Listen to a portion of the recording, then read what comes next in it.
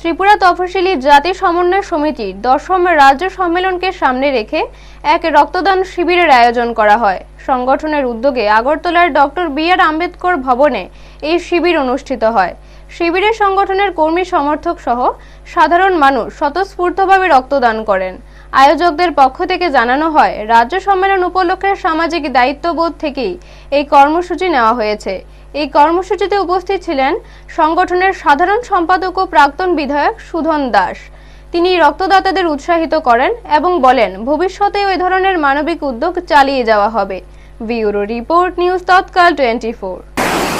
ত্রিপুরা তপশিলি জাতি সমন্বয় সমিতি ১০ম রাজ্য সম্মেলন উপলক্ষে আমাদের রাজ্য দপ্তর আম্বেদকর ভবনে রক্তদান শিবির, এই রক্তদান শিবির আয়োজন করেছেন আমাদের সংগঠনের পশ্চিম জেলা কমিটি। আজকে আমরা এই রক্তদান শিবিরে মিলিত হয়েছি।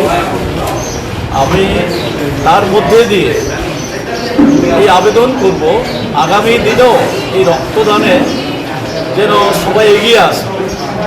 রক্ত এমন এক প্রয়োজনীয় বিষয়, আমাদের রক্তের বিকল্প এখনো আবিষ্কার হয়নি। চিকিৎসা বিজ্ঞানের অনেক উন্নতি ঘটেছে, কিন্তু রক্তের বিকল্প এখনো তৈরি হয়নি।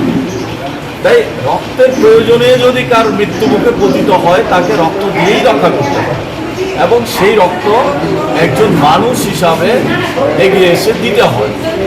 এই কাজটাই আমরা করছি। এবং রক্তদানের মধ্যে দিয়ে আরেকটা বড় বিষয় যেটা হচ্ছে, এই রক্তদানের মধ্যে ধর্মের বিরুদ্ধে, বর্ণের বিরুদ্ধে। নিম্ন বর্ণের রক্ত যেমন উচ্চ বর্ণেকে দেওয়া যায়, তেমনি হিন্দুর রক্ত মুসলিমকে দেওয়া যায়, মুসলিমের রক্ত খ্রিস্টানকে দেওয়া যায়। রক্তের বিভাজন ধর্মের ভিত্তিতে হয় না, রক্তের বিভাজন বর্ণের ভিত্তিতে হয় না। রক্তের বিভাজন হয় বৈজ্ঞানিকভাবে, তার বিভক্ত হয়।